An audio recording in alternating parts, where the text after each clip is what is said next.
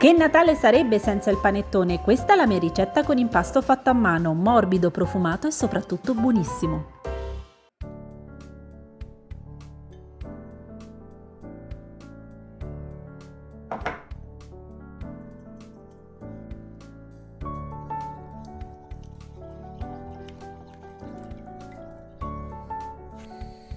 Questa pastella densa si chiama Waterloo e contribuisce a rendere soffice l'impasto, mi raccomando va fatta raffreddare prima dell'uso.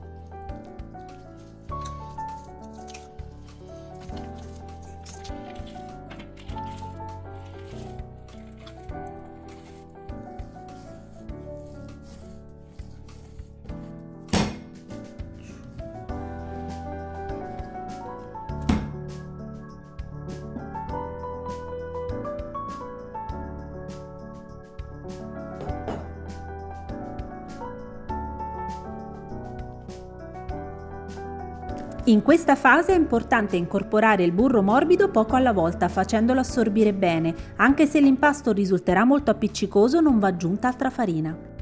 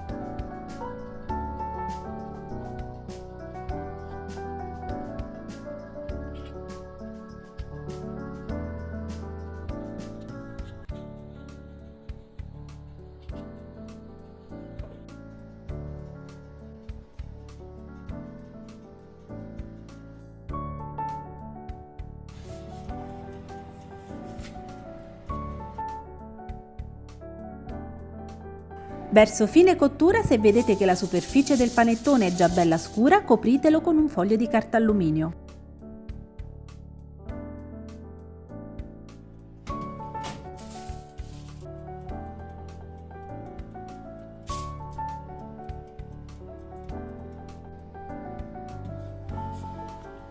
Se non avete lo spillone per panettone, vanno bene anche dei semplici spiedini. Il panettone va tenuto capovolto fino a completo raffreddamento. L'attesa della prova assaggio sarà accompagnata da un delizioso profumo che invaderà la casa. Fatemi sapere nei commenti se anche voi proverete la mia ricetta.